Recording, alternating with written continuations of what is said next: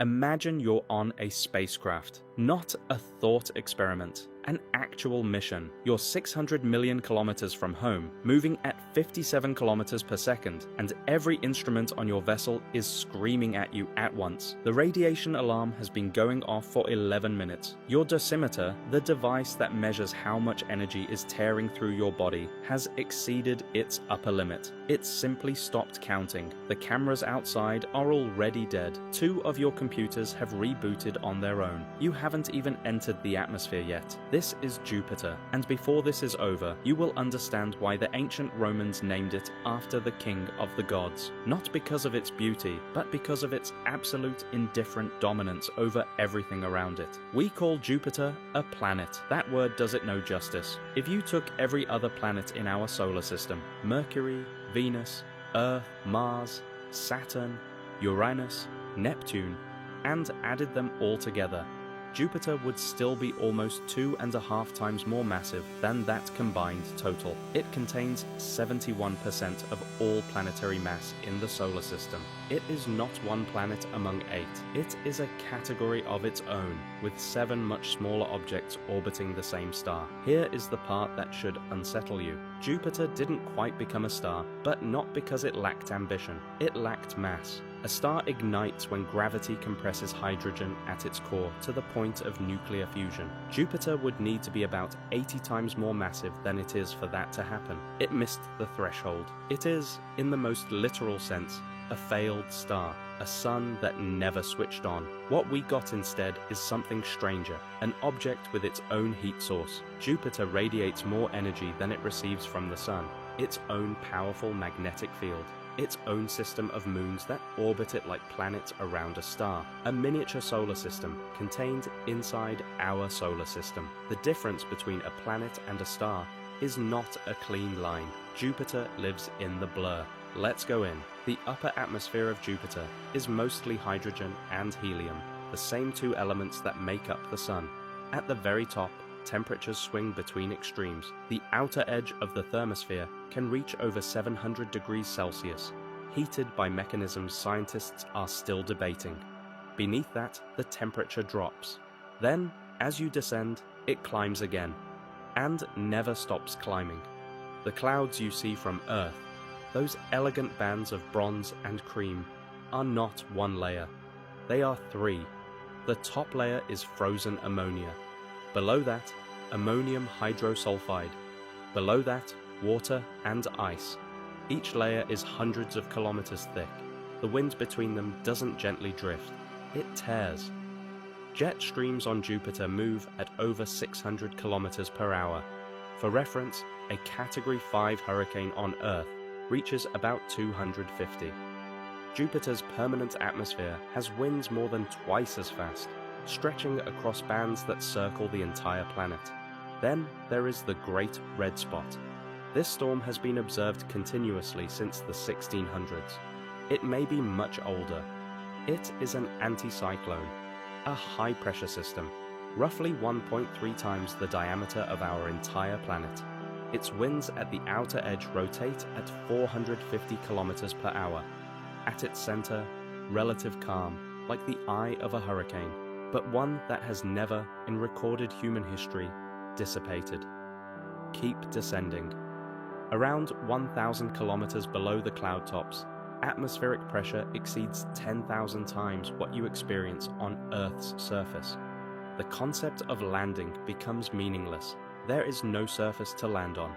The gas simply becomes denser and denser until it transitions into something that has no real equivalent on Earth. Liquid metallic hydrogen. Hydrogen, under such extreme pressure and heat, loses its electrons and begins to conduct electricity like a metal. It flows, it surges, it carries electrical currents that generate magnetic fields of almost incomprehensible scale. We don't fully know what is at Jupiter's center, possibly a solid core of rock and ice, possibly something stranger, a diffuse region where materials blend into states physics hasn't yet fully named. Our spacecraft would be crushed and dissolved long before getting close. The breath representative a tall, metallic-structured species that prided itself on military precision, attempted to say in the conclave that this was an overreaction, that Heidenmeier was a mistake, that diplomatic channels. Vas cut him off. You know, Vas said, there are many species in this galaxy that claim they understand humans. You have read our histories. You have studied our wars. You have seen our art, heard our music, copied our science. You believe you understand us. He looked directly into the breath representative's eyes. You do not. The thing you never understood about us, the thing you made the mistake of treating as a number, is this. We are capable of anything for our children. Anything. And in that word anything is included everything you have not imagined, even in your worst nightmares. The room was still. We were civilized once when we fought only for our own survival. We were civilized again when we saved our planet. We were civilized a third time when we carried ourselves to the stars. But that civilization, that restraint, was built on the understanding that our foundation is safe, that our children are safe. Vas paused. One moment. You broke that foundation. Hearing all of this, many of the species present thought, fine, so they will come, they will fight, they will win some planets, lose some, a normal war. We will mediate. They were wrong. Because humanity is not a normal species. Humanity is the species that survived an ice age on its own world with a window of only 3 years. That rebuilt its population after plague. That rose again after 2 world wars. That almost destroyed itself in nuclear fire. But let that threat push it to move faster, not slower. There is a pattern in humanity's history that researchers had noted across centuries, and that alien anthropologists understood only when it was far too late. When humans want to stop, they can stop. When humans want to stand down, they can stand down. But when humans decide they will not stop, nothing stops them. In the first 3 weeks, breath border systems had expected a conventional military advance, fleets approaching head-on, battles forming, lines being drawn. That was the galactic way of war. What came was different. Human fleets did not touch the borders. They cut supply lines. They disabled communication relays.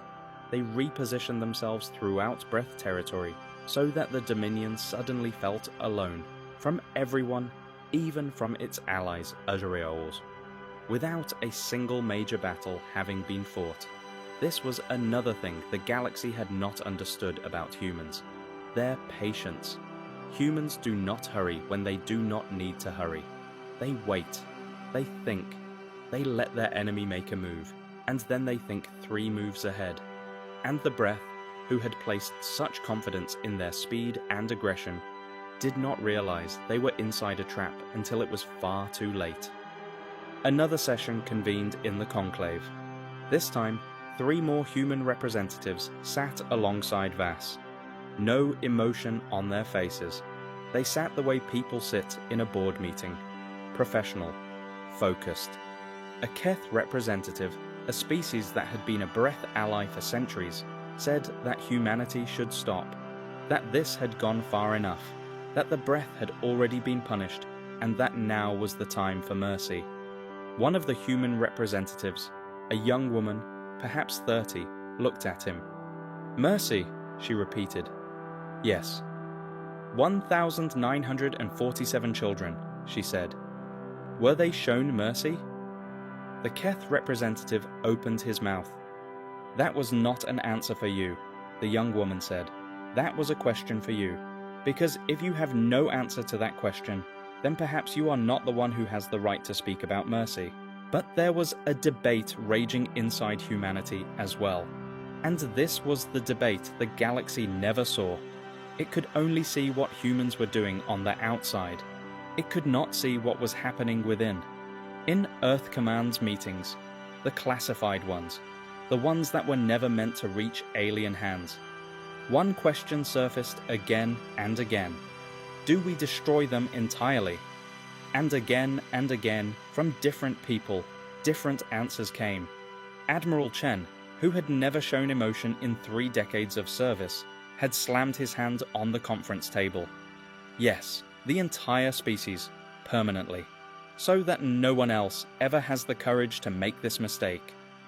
Dr. Arya Sandoval, head of the ethics board, had said, "If we do that, we are no longer what we want to be.